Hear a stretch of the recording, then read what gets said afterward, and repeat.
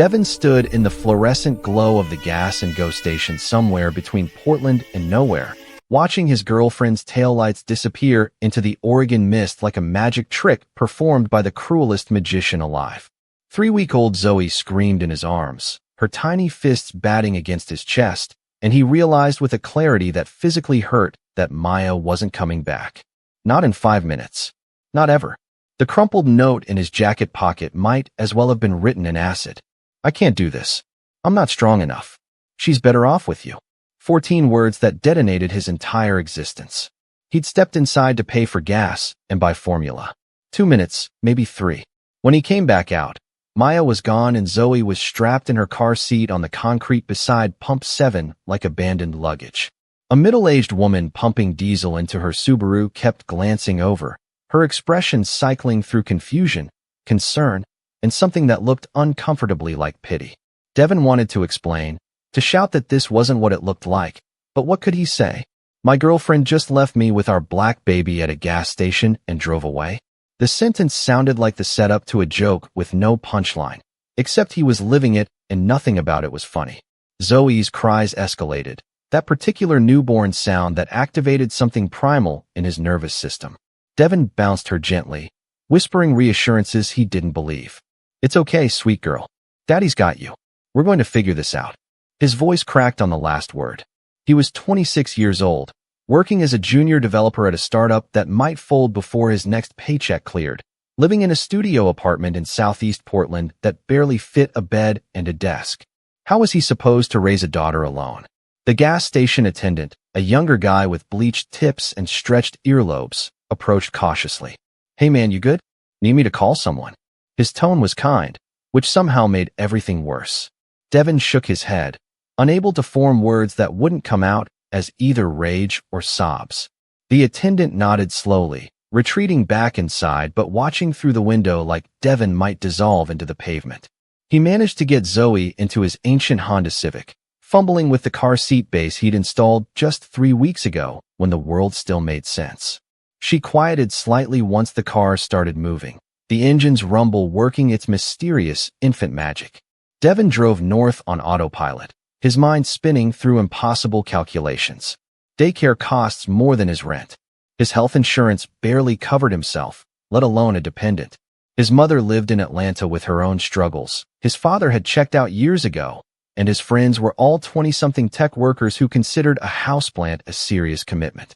Maya had been his college sweetheart, the art major who'd balanced his analytical brain with her creative chaos.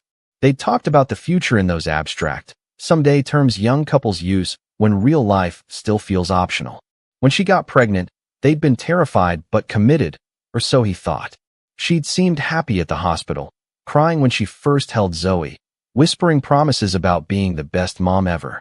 What had changed in 3 weeks? Devin replayed every conversation, every moment, searching for the warning signs he'd missed. His phone buzzed with a text from his boss. Code review at 9 tomorrow. Don't be late. Tomorrow. The word felt surreal, like someone asking him to explain quantum physics to a toddler. How was he supposed to show up at work, sit in meetings, debug JavaScript while his entire life had just been reformatted and he didn't have the restore point? But he had to. Zoe needed diapers, formula, a pediatrician, and a future. He didn't have the luxury of falling apart. By the time he reached his apartment, Zoe was screaming again, hungry and furious. Devin heated a bottle with shaking hands, testing the temperature on his wrist the way the hospital nurse had shown him. He fed her sitting on the edge of his bed, watching her tiny mouth work at the nipple, her dark eyes struggling to focus on his face. She looked like him, everyone said so, but she had Maya's delicate nose, her perfect ears. How could Maya look at this beautiful human they'd created together and just walk away? You've got this, he whispered to himself, borrowing the phrase from every motivational post he'd ever scrolled past without really reading. It felt like a lie, but he said it again anyway, louder this time, like conviction could be faked until it became real. We've got this, Zoe. You and me. I don't know how yet, but we're going to figure it out. I promise you that. She finished the bottle and drifted into that sudden infant sleep, going from screaming to unconscious in seconds. Devin held her against his chest, feeling her heartbeat, breathing in that indefinable baby smell, and made a decision that felt like jumping off a cliff without checking if there was water below. He was going to be enough. He had to be. Because the alternative wasn't an option, and Zoe deserved a father who showed up, even when her mother hadn't. 3 months of survival felt like 3 years compressed into a highlight reel of exhaustion and desperation. Devin had learned to function on fragmented sleep, coding during Zoe's naps, attending stand-ups with spit up on his shoulder, and developing a sixth sense for when she was about to melt down during client calls. His boss had been surprisingly understanding for about 6 weeks before the patients began wearing thin. The startup couldn't carry someone operating at half capacity indefinitely, not in Seattle's cutthroat tech scene, where they'd relocated for better opportunities.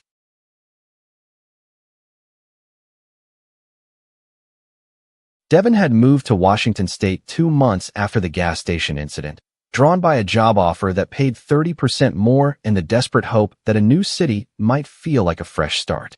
Seattle's tech boom meant better salaries, better benefits, and maybe, just maybe, a fighting chance at building a stable life for his daughter. He'd found a 1-bedroom in Beacon Hill, not trendy but affordable, with a landlord who didn't flinch when Devin explained his situation during the apartment viewing. The community center on the corner became his lifeline. They offered a free coding workshop on Thursday evenings, and more importantly, they didn't mind if he brought Zoe. She'd sleep in her carrier or play on a blanket with donated toys while Devin tried to level up his skills, learning the frameworks and languages that might earn him a promotion, a raise, a slightly less precarious existence. It was there, on a rainy October evening with Zoe strapped to his chest in a baby carrier while he debugged Python code on a borrowed laptop, that Harrison Chin walked through the door. Devin didn't recognize him at first. The man wore jeans and a worn Seahawks hoodie, looking more like someone's uncle than one of the Pacific Northwest's most successful venture capitalists. Harrison had made his fortune backing the right startups in the early 2000s, then pivoted to educational philanthropy with the kind of quiet intensity that rarely made headlines but changed thousands of lives. He occasionally visited community programs his foundation funded, usually unannounced, preferring to see the real work rather than carefully staged tours.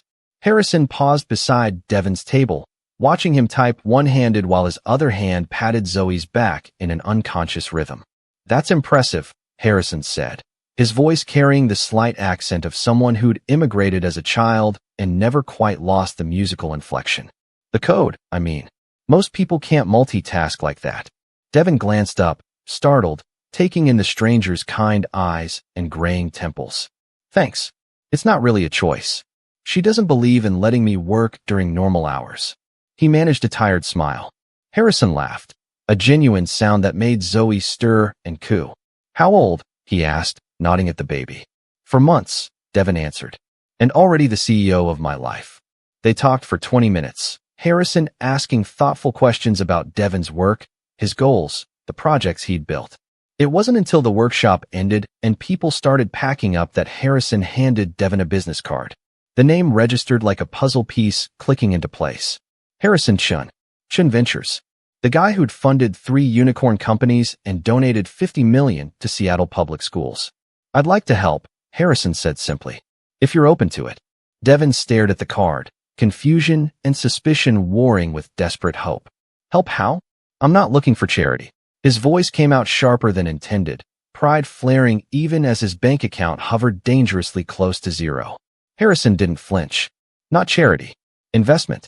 I run a private scholarship program for exceptional circumstances. Single parents pursuing careers in tech. Children who'll benefit from early educational intervention. Your situation qualifies, and frankly, your GitHub contributions are better than half the engineers I've funded." The offer sounded too good, the kind of thing that couldn't possibly be real. Devin's instinct was to refuse, to protect himself and Zoe from disappointment or some hidden agenda.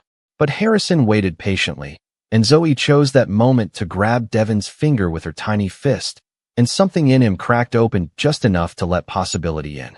"What would this actually mean?" he asked carefully. Harrison outlined it simply. Full coverage for a quality daycare, health insurance for Zoe, and funds for Devin to attend a coding boot camp that could accelerate his career. In exchange, Devin would mentor other parents in the program and allow his story to be shared anonymously in fundraising materials. It's okay to accept help, Harrison said gently, reading the conflict on Devon's face. That doesn't make you weak. It makes you smart enough to recognize when someone's offering a genuine hand up.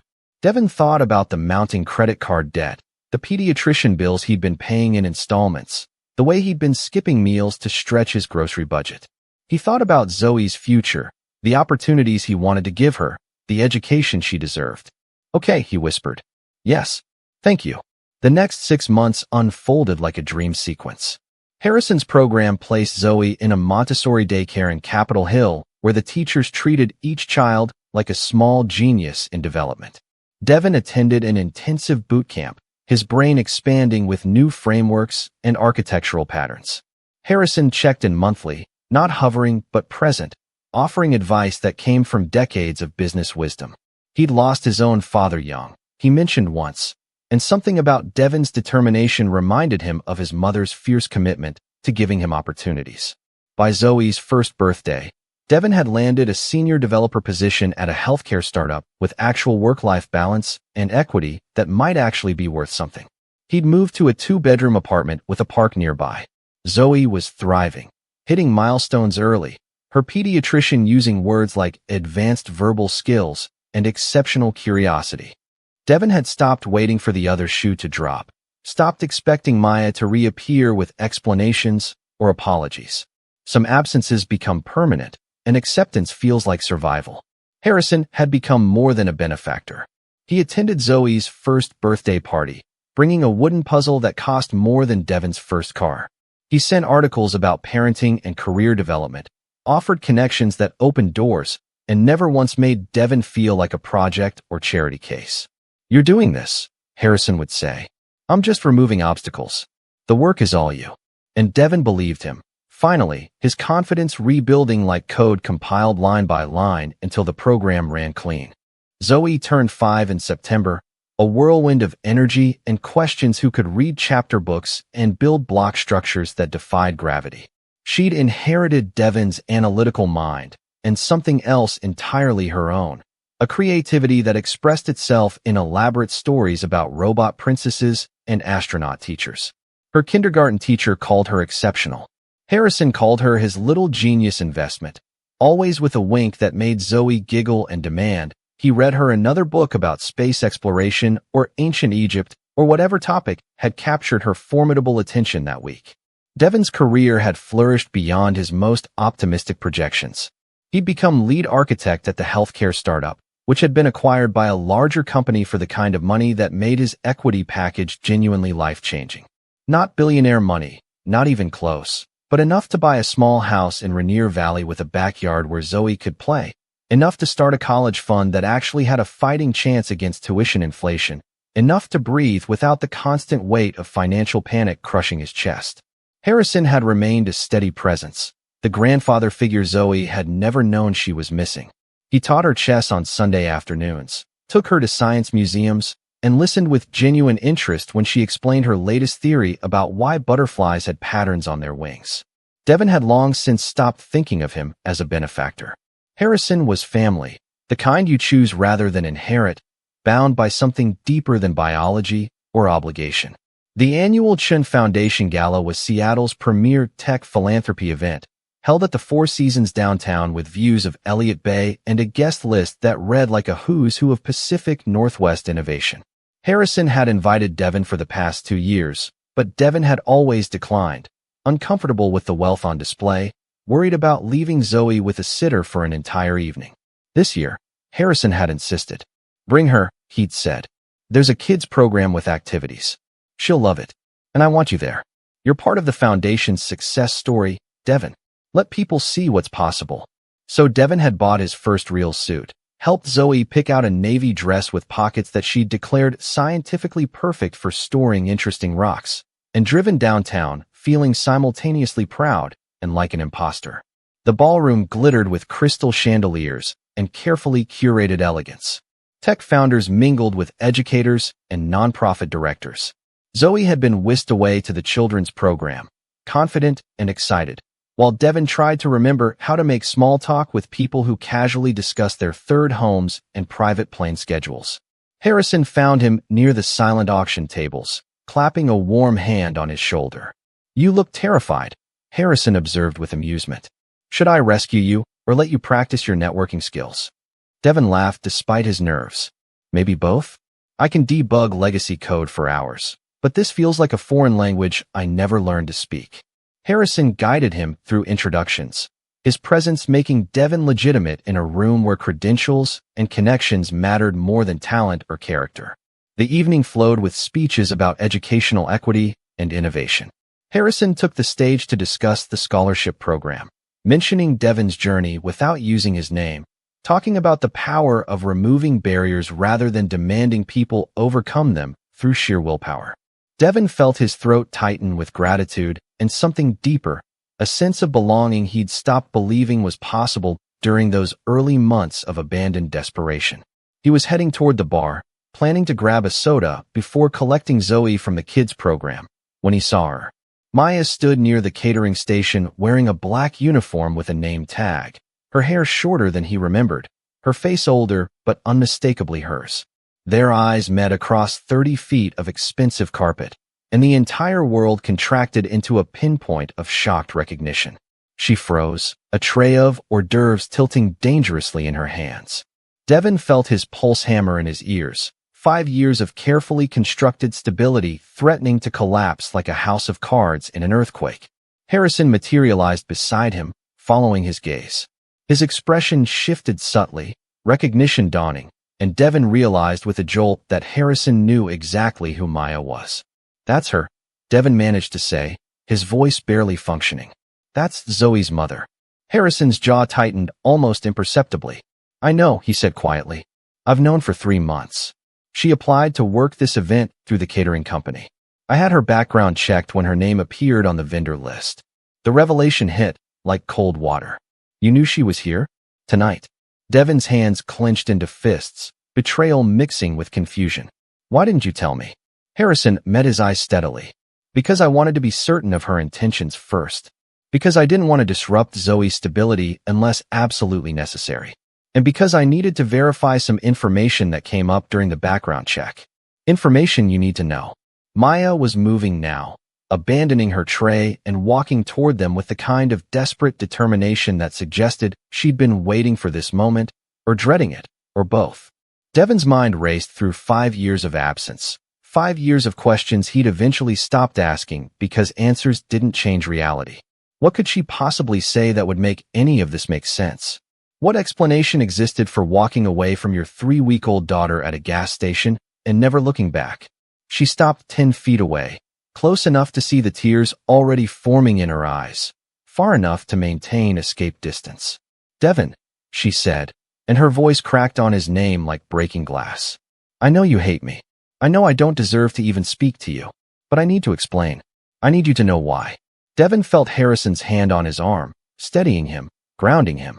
"You left," Devin said, and all the pain and rage and exhaustion of single parenthood compressed into those 2 words.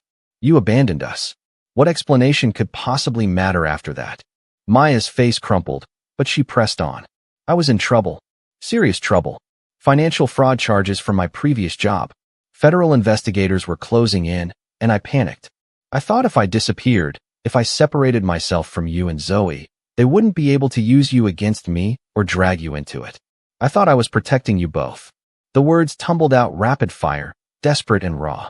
Harrison's expression remained neutral, but Devin caught the slight shake of his head, a warning or a contradiction. "That's only part of the truth," Harrison said firmly. "Isn't it, Maya?" She looked at him then, really looked at him, and the recognition and fear that crossed her face suggested she understood exactly who Harrison Chun was and what resources he had access to. The lobby seemed to tilt slightly, reality reorganizing itself around revelations Devin hadn't prepared for. Harrison gestured toward a private conference room off the main ballroom, his movements calm but commanding. Maya hesitated, her eyes darting toward the exit like a trapped animal calculating escape routes. "We can have this conversation here in front of 300 guests, or we can talk privately," Harrison said, his tone leaving no room for negotiation. "Your choice, but we're having this conversation tonight." Devin's hands trembled as he followed them, his mind struggling to process the rapid unraveling of a past he'd worked so hard to move beyond. The conference room overlooked the city lights, floor-to-ceiling windows framing Seattle's skyline like a postcard from someone else's life. Harrison closed the door, the thick wood muffling the gala's ambient noise. Maya stood with her arms wrapped around herself, defensive and small in a way that might have generated sympathy if Devin wasn't burning with 5 years of accumulated questions. "Start talking," Devin said, his voice harder than he'd ever heard it. "And this time, try the complete truth." Maya's tears fell freely now, mascara tracking down her cheeks. "I did have federal investigators looking into my previous employer's accounting practices. That part was true.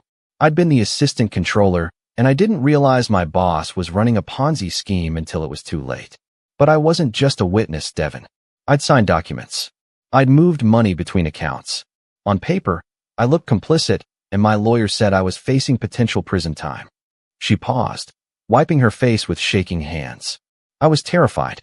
23 years old, facing federal charges, with a newborn baby." Harrison pulled an envelope from his jacket pocket, the paper expensive and official-looking. "What you're not mentioning," he said calmly, "is that you had options.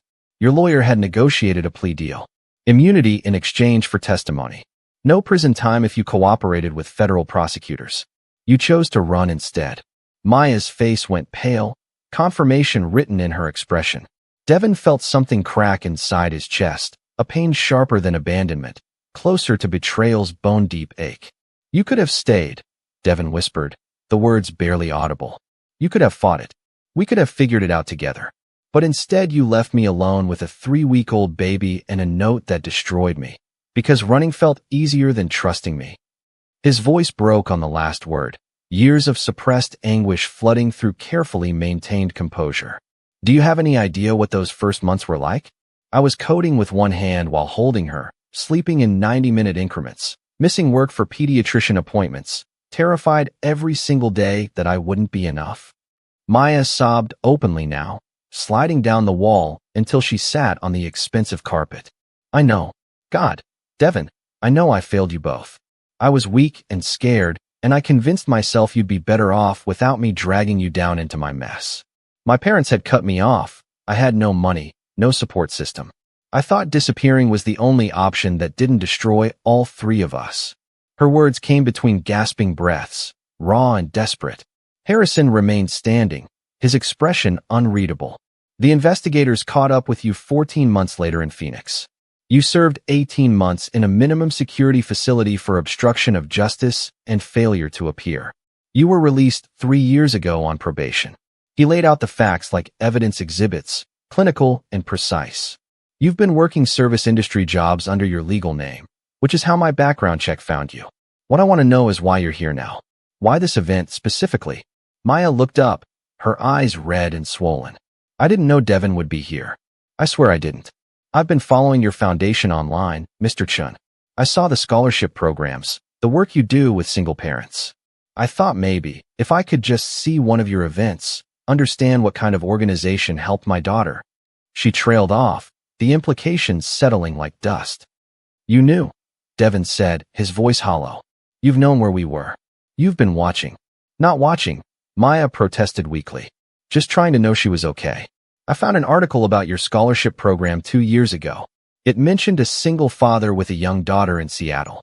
No names, but I knew. I knew it had to be you. And I was so relieved, Devin. So grateful someone had helped when I'd failed." The confession hung in the air, complicated and painful. Harrison opened the envelope, removing several documents. "These are custody papers. Devin has had sole legal and physical custody since Zoe was 6 months old. The court granted it based on abandonment. Your parental rights weren't terminated, but they're essentially dormant." He handed the papers to Maya, his expression finally softening slightly. "I had these prepared 3 months ago when I learned you might be here. Not to punish you, but to protect them. To make sure Devin and Zoe's stability couldn't be disrupted by sudden legal claims or emotional ambushes." Devin took a shaky breath, looking at the woman who'd once been his entire future and now felt like a stranger wearing a familiar face. "Why did you really come back, Maya? And don't tell me it was coincidence or curiosity. What do you want?" The question contained multitudes, Forgiveness, explanation, absolution, or something more tangible and dangerous? Maya met his eyes, and for the first time that evening, her expression cleared into something approaching honest clarity. I wanted to see if I could live with what I'd done, she said quietly. I wanted to know if facing you both would kill me or set me free. I've been in therapy for 2 years, working through the shame and the guilt and the absolute cowardice of what I did. My therapist said I needed to make amends, but I was terrified you'd call the police or get a restraining order or just hate me so much it would confirm everything I've believed about myself. She pulled her knees to her chest, suddenly looking very young despite the years. I don't want to disrupt Zoe's life. I don't deserve to be her mother. I just wanted to see her once, even from a distance, and know she was happy. Harrison glanced at Devin, a question in his eyes. Devin's mind whirled with competing emotions: rage at the abandonment, grief for the partnership they'd lost, confusion about what forgiveness might even mean in this context, and underneath it all, exhaustion at carrying hatred that had grown too heavy over 5 years. It's okay to feel conflicted, Harrison said gently, reading his struggle. This doesn't require an immediate answer. You don't owe her forgiveness, Devin. But you also don't have to carry this anger forever if you choose to release it. Devin thought about Zoe, brilliant and confident, and whole despite the absence of her mother. He thought about the life he'd built, the community he'd found, the man he'd become through necessity and determination, and the grace of strangers who'd become family. I don't know if I can forgive you, he told Maya honestly. But I also don't want to spend the rest of my life defined by what you did. Zoe deserves better than a father consumed by bitterness. He paused, gathering courage. If you're serious about making amends, start by living a life that would make her proud if she ever learns your story. Get stable. Stay clean. Build something real. Maybe someday, when she's older and asks about you, I'll have something better to tell her than just the gas station story. Maya nodded, tears streaming silently. That's more grace than I deserve. Thank you. Harrison handed her a business card, his own this time. My foundation offers support services for people rebuilding after incarceration. Job training, therapy referrals, financial literacy programs. If you're genuinely committed to changing your life, we can help. But understand this clearly. If you try to contact Devin or Zoe without his explicit permission, if you create any instability in their lives, the full weight of my legal resources will ensure you regret it. Am I understood? His voice carried steel wrapped in velvet, protective and absolute. Understood, Maya whispered. She stood slowly, looking at Devin one last time. She's lucky to have you. I hope someday she knows how lucky. Then she left, the door clicking shut behind her with a finality that felt like an ending and a beginning simultaneously. Devin exhaled shakily, his legs suddenly unsteady. Harrison guided him to a chair, his hand steady on Devin's shoulder. You did well. That took tremendous strength. Devin laughed weakly. I don't feel strong. I feel like I just survived a car accident. That's exactly what strength looks like, Harrison said. Not the absence of fear or pain, but moving forward despite them. You've been doing that since the day she left. Tonight was just one more step. They sat in silence for a moment, the gala continuing beyond the door, the world spinning forward regardless of personal earthquakes. Finally, Devin stood. I should get Zoe. She's probably building robots out of pipe cleaners and lecturing the other kids about orbital mechanics. Harrison smiled. Let's go get your daughter. Our daughter, really. Family doesn't always look like what we planned, but it's real, all the same. Devin walked back into the ballroom with Harrison beside him, his heart lighter despite the emotional weight of the evening. The past would always be complicated, marked by abandonment and struggle, but it no longer held him hostage. He'd learned that family is built through showing up, day after day, through the hard moments and the beautiful ones. That forgiveness doesn't mean forgetting, but releasing the poison of hatred. That accepting help isn't weakness, but wisdom. When Zoe ran to him from the kids' program, her eyes bright with excitement about the telescope she'd used, Devin lifted her into his arms and felt the fullness of a life rebuilt from ruins. Some stories don't have perfect endings, but they have real ones, and that's enough. If this story touched your heart, please like this video, subscribe to our channel, share it with someone who needs hope today, and leave a comment telling us about a time someone showed up for you when you needed it most. Your stories matter.